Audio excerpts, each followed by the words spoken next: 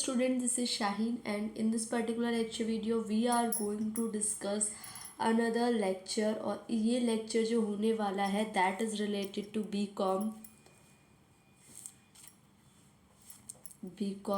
program, as well as it is important to BCom honors also। ठीक है, BCom programme BCom honours दोनों के लिए इम्पॉर्टेंट रहने वाला है third semester, as well as ये जो लेक्चर है that is related to DU regular वाले स्टूडेंट्स के लिए, सोल वाले स्टूडेंट्स के लिए। ठीक है, इस सब के लिए इम्पॉर्टेंट रहने वाला है ये जो लेक्चर है, because the thing we discuss in this lecture is financial management. जो टॉपिक हम लोग डिस्कस करेंगे that is financial management. Okay, so financial management में जो एक क्रूशियल पॉइंट आता है, इम्पॉर्टेंट पॉइंट आता है, दैट इज़ वर्किंग कैपिटल। अब वर्किंग कैपिटल का मतलब समझ लेते हैं, फिर बढ़ते हैं आगे। ये बहुत इंपॉर्टेंट कॉन्सेप्ट है। एक ही क्वेश्चन में मैंने 3 चीज़ों को कंसिडर किया है। वर्किंग कैपिटल क्यों ये ज़रूरी होता है, और वर्किंग कैपिटल, जो वर्किंग कैपिटल की ज़रूरत है एक फर्म में, किन किन चीज़ों की वजह से होती है। ठीक है, फ़र्क क्यों पड़ता है, तो ये इम्पॉर्टेंट है आपके DU सोल के एग्ज़ाम के लिए, क्योंकि वर्किंग कैपिटल एक प्रॉपर टॉपिक है और इसके बेसिस पे क्वेश्चन आता ही आता है। एक क्वेश्चन आप एक्सपेक्ट कर सकते हो ना। वर्किंग कैपिटल का जो कॉन्सेप्ट है, इट मीन्स वर्किंग कैपिटल जो डे टू डे रिक्वायरमेंट में आपकी कैपिटल, जो डे टू डे फंड्स की रिक्वायरमेंट होती है, डे टू डे जो आपको फंड्स चाहिए होते हैं ताकि आप रॉ मटेरियल ख़रीद सको, ताकि आप सैलरीज दे सको अपने एम्प्लॉयज़ की, ताकि आप वेजेस पे कर सको, ताकि जो पैसा आपने शेयर होल्डर्स से ले रखा है, डिबेंचर होल्डर्स से ले रखा है, उनको डिविडेंड या इंटरेस्ट दे सको। तो इसकी वजह से आपको जो डे टू डे पैसा चाहिए होता है that is called working capital. Okay, working capital समझ में आ गया क्या होता है। वर्किंग कैपिटल में 2 कैटेगरी। अब सबसे पहले कैपिटल होता है क्या है। कैपिटल का मतलब होता है जो पैसा आपको बिजनेस के लिए चाहिए। अब ये 2 कैटेगरी में बटा हुआ है, that is the number 1 is fixed और वर्किंग कैपिटल। फिक्स्ड कैपिटल जिससे आप सामान खरीदोगे, लाइक बड़े बड़े सामान, building, land, machinery, furniture. Fixed capital वो पैसा जो आप लॉन्ग टर्म सिनेरियो के लिए लगाते हो। ठीक है, ऐसे ही कुछ पैसा आपको रोज़ के रेगुलर के लिए चाहिए होता है, उसी को आप वर्किंग कैपिटल कहते हो। वर्किंग कैपिटल को आप सर्कुलेटरी कैपिटल भी बोल सकते हो, रिवॉल्विंग कैपिटल भी बोल सकते हो, शॉर्ट टर्म कैपिटल भी बोल सकते हो। वर्किंग कैपिटल की डेफिनेशन की अगर मैं बात करूं, तो वर्किंग कैपिटल की डेफिनेशन के अंदर may be defined as all the short term assets. जो भी शॉर्ट टर्म एसेट्स आपको डेली यूज़ के लिए चाहिए होते हैं वो आपके वर्किंग कैपिटल का पार्ट बनते हैं। ठीक है, वर्किंग कैपिटल के अंदर जब हम आगे इसको बढ़ेंगे तो हम ये भी देखते हैं कि वर्किंग कैपिटल जब करंट असेट्स में से करंट लायबिलिटी को माइनस किया जाता है, लेकिन इसकी भी 2 कैटेगरी होती है। वर्किंग कैपिटल की 2 कैटेगरी होती है, that is a gross working capital and a net working capital. 2 category बन गई यहाँ पे, आप देख सकते हो, ग्रॉस वर्किंग कैपिटल और net working capital. Gross working capital का मतलब कुछ भी डिडक्ट नहीं होता, तो directly current assets, current assets को आप ग्रॉस वर्किंग कैपिटल कहते हो। लेकिन जब करंट असेट्स में से करंट लायबिलिटीज़ को घटा देते हो, माइनस कर देते हो, then it is called the net working capital. ठीक है, तो ग्रॉस वर्किंग कैपिटल के अंदर सारे के सारे ऑल करंट असेट्स आ जाएंगे, जैसे कि रॉ मटेरियल हो गया, वर्क इन प्रोग्रेस हो गया, फिनिश गुड्स हो गए, book debt, bank balance, cash balance. और gross concept of working capital क्या होता है, वर्किंग कैपिटल के लिए ज़रूरी होता है। और नेट वर्किंग कैपिटल को आप कहते हो current assets minus current liabilities. ठीक है, करंट असेट्स जितने भी हैं उनको टोटल कर लो और करंट लायबिलिटीज़ को टोटल कर लो, दोनों को माइनस करके जो बचेगा that will be called net working capital. Now अगर मैं आगे बात करूं वर्किंग कैपिटल के टाइप्स की, तो 2 कैटेगरी बनाई हुई है यहाँ पे, एक तो फिक्स्ड और परमानेंट वर्किंग कैपिटल और एक variable temporary working capital. Fixed और परमानेंट वर्किंग कैपिटल जो कि आपको रोज़मर्रा चाहिए ही चाहिए, और वेरिएबल और टेम्पररी वर्किंग कैपिटल जो कि कभी सीजन के अंदर ज़्यादा भी रखनी पड़ सकती है, कभी कभी कम भी रखनी पड़ सकती है। जो पैसा कभी ज़्यादा कभी कम की रिक्वायरमेंट हो तो वो पैसा कहलाता है आपका वेरिएबल या तो फिर टेम्पररी वर्किंग कैपिटल। ओके, तो फिक्स वर्किंग कैपिटल जो कि आपको जो certain amount of goods in service है at a certain period of time, उसको फिक्स वर्किंग कैपिटल कहते हैं। और ऐसे ही वेरिएबल वर्किंग कैपिटल होता है।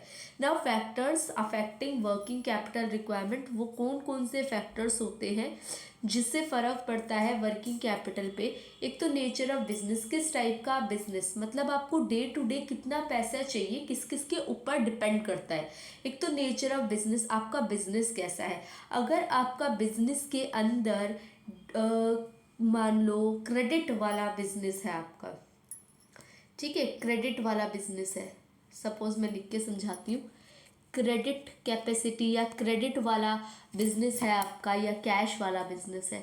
अगर क्रेडिट है तो क्या होगा, तो आपको लार्ज अमाउंट में वर्किंग कैपिटल रखना पड़ेगा क्योंकि आपके पास जो कैश अमाउंट है कम आ रही है। लेकिन अगर सिर्फ आप कैश में बिजनेस जनरेट करते हो तो उस सिनेरियो के अंदर आपको ये देखना पड़ेगा कि आपके पास इतना ज़्यादा अगर कैश अमाउंट में नहीं भी है, वर्किंग कैपिटल नहीं भी है तो भी कोई बात नहीं।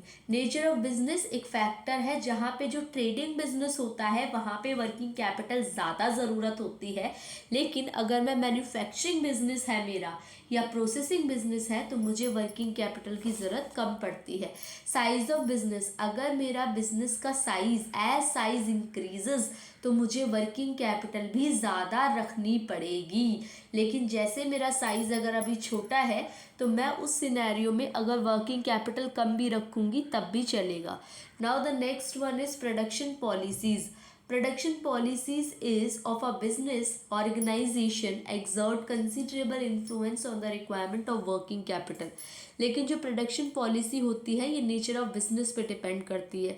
लेवल ऑफ प्रोडक्शन कितना ज़्यादा है या लेवल ऑफ प्रोडक्शन कितना कम है ये भी वर्किंग कैपिटल की ज़रूरतों के ऊपर डिपेंड करता है। Now the next one is terms of purchase and sale. ठीक है, terms of purchase and sales का क्या है, अ बिजनेस ऑर्गेनाइजेशन अगर गुड्स क्रेडिट में, अभी जो मैंने बात करी क्रेडिट और कैश ये वो वाली बात कर रहा है। ठीक है, production process if the production process require a long period of time, अगर प्रोडक्शन प्रोसेस में ज़्यादा टाइम लगता है, ठीक है, तो उस सिनेरियो के अंदर किसकी ज़रूरत पड़ती है, तो हमें ज़्यादा वर्किंग कैपिटल की ज़रूरत पड़ती है क्योंकि पहले आपका रॉ मटेरियल आएगा। देखो मतलब ये जो आपका प्रोडक्शन प्रोसेस से बेसिकली मींस ऑपरेटिंग साइकिल से, ऑपरेटिंग साइकिल से अगर ऑपरेटिंग साइकिल ज़्यादा टाइम लगाता है मतलब पहले रॉ मटेरियल है, raw material work in progress में कन्वर्ट होगा, वर्क इन प्रोग्रेस किस में कन्वर्ट होगा, फिनिश गुड्स में कन्वर्ट होगा, फिनिश गुड्स किस में कन्वर्ट होगा, ट्रेड रिसीवेबल या बिल रिसीवेबल्स में कन्वर्ट होगा और फिर वो कहीं जाके कैश में कन्वर्ट होगा। तो अगर ये वाली जो होल प्रोसेस है अगर वो बहुत टाइम लगाती है तो फिर आपको ज़्यादा वर्किंग कैपिटल की रिक्वायरमेंट रखनी पड़ेगी, अदरवाइज़ आप कम भी कैपिटल की रिक्वायरमेंट रखोगे तो भी चलेगा। ठीक है, next one is turnover of circulating capital, कितना जल्दी पैसा मिलता है आपको। Turnover of circulating capital plays an important and decisive role in judging the adequacy of working capital. जितना ज़्यादा तेज़ी से आपका कन्वर्जन कैश में कन्वर्ट होगा, मतलब जो ऑपरेटिंग साइकिल जल्दी जल्दी होगा तो कोई प्रॉब्लम ही नहीं है। तो फिर आप क्या कर सकते हो, कम अमाउंट में कैश रखोगे तो भी कोई प्रॉब्लम नहीं है।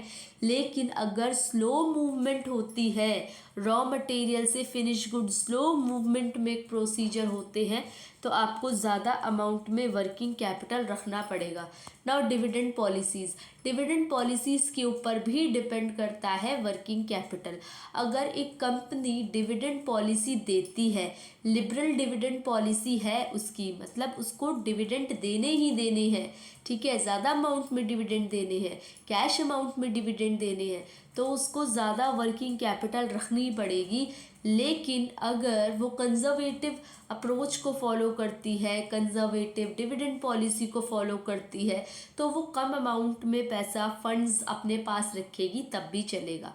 ठीक है। तो इसके अंदर, इस लेक्चर के अंदर हम लोगों ने क्या क्या डिस्कस किया, वर्किंग कैपिटल क्या होती है, वर्किंग कैपिटल की क्या नीड होती है, कौन कौन से फैक्टर्स इसको अफेक्ट करते हैं, ये सब डिस्कस किया। बाकी आप लोगों से अगर आप लोगों को रिक्वायरमेंट है हिंदी वाली पीडीएफ की, तो आप लोग टेलीग्राम पे मेरा चैनल डिस्क्रिप्शन बॉक्स में गिवन है, आप उसको जाके फॉलो कर सकते हैं, और उसके अंदर आपको हिंदी की PDF as well as English दोनों की पीडीएफ अवेलेबल हो जाएगी। इस टॉपिक को एग्ज़ाम के पॉइंट ऑफ व्यू से अच्छे से प्रिपेयर कर लेना, क्योंकि इसमें से एक क्वेश्चन आप एक्सपेक्ट कर सकते हो। बाकी आप लोगों से नेक्स्ट लेक्चर में एफएम के, फाइनेंशियल मैनेजमेंट के नेक्स्ट लेक्चर में मिलते हैं। ठीक है, तब तक चैनल को सब्सक्राइब कर दो, लाइक कर दो, वीडियो को ज़्यादा से ज़्यादा शेयर करो, और बाकी आप लोगों से नेक्स्ट लेक्चर वीडियो में मिलते हैं। Thank you for watching, be happy.